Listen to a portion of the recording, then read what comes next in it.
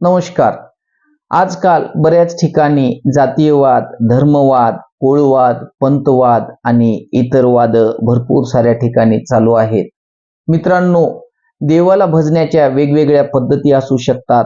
देव कुणाला अग्नीत दिसतो, तर कुणाला वाऱ्यात दिसतो, कुणाला वृक्षात दिसतो, तर कुणाला डोंगरात दिसतो, कुणाला मूर्तीत दिसतो, तर कुणाला फोटोत दिसतो आणि काही जण तर निर्गुण निराकाराला भजत असतात आणि काही जण स्वतःमध्ये देव बघत असतात.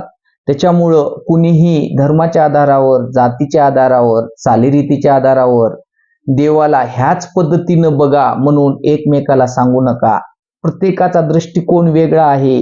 कारण देवालाच कोणता कोण नाही, त्याच्यामुळं देवाच्या भोवती अनेक कोण निर्माण झालेले आहेत.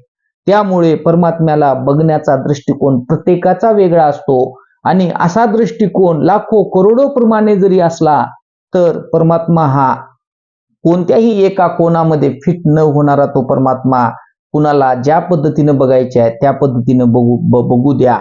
आणि तुझी पद्धत बरोबर आहे आणि माझी पद्धत चूक आहे, किंवा माझी बरोबर आहे तुझी चूक आहे म्हणून वाद घालू नका. कुणी देवाला असा नमस्कार करतो तर कुणी असा करतो, कुणी असा करतो तर कुणी असा करतो.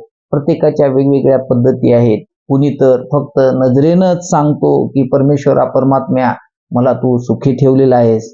तर यापुढे एकच गोष्ट लक्षात ठेवा, प्रत्येकाच्या पद्धतीला नाव ठेवू नका आणि त्याच्यासाठी वाद घालू नका. धन्यवाद.